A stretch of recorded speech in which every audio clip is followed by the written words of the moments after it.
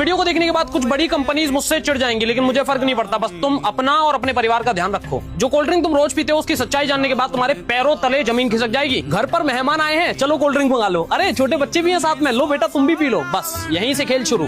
ज्यादातर गरीब और मिडिल क्लास फैमिली बस दो ही जगह मात खा जाते हैं। पहला किसी भी चीज की जानकारी के अभाव में, और दूसरा अपने फैमिली के बच्चों को ज्यादा लाड़ लड़ाने में। क्या तुमने कभी सोचा है कि जो कोल्ड ड्रिंक तुम पीते हो और अपने घर के छोटे बच्चों तक को पिला देते हो, वो कोल्ड ड्रिंक आखिर बनती कैसे है? कोल्ड ड्रिंक में प्रॉपर्ली झाग और बुलबुले बने, इसके लिए इसमें वो गैस मिलाई जाती है जिसको हम सांस लेने के बाद छोड़ते हैं, यानी कि कार्बन डाइऑक्साइड। चीनी से भरपूर होती है तुम्हारी ज्यादातर कोल्ड ड्रिंक्स, जिनका रेगुलर सेवन करने से तुम्हें टाइप 2 डायबिटीज होने से कोई रोक नहीं सकता। कैफीन, कैरेमल कलर्स, प्रिजर्वेटिव्स, न जाने कितने अन्य केमिकल्स मिला के बनाई जाती हैं तुम्हारी ये कोल्ड ड्रिंक्स। अरे भैया, जो कोल्ड ड्रिंक्स तुम पीते हो, क्या तुमने इनकी बोतल के पीछे की वार्निंग्स कभी पढ़ने की कोशिश की है? अरे बहुत भोले हो तुम, जिन्हें पागल बना के बड़ी बड़ी कंपनीज हर रोज करोड़ों अरबों रुपए कमा रही है। ये कभी नहीं लिखेंगे कि बच्चे इस कोल्ड ड्रिंक को कभी ना पिए। ये हमेशा लिखते हैं कि नॉट रिकमेंडेड फॉर चिल्ड्रन, यानी कि हमारी तरफ से तो बच्चों के लिए हम रिकमेंड नहीं करते हैं।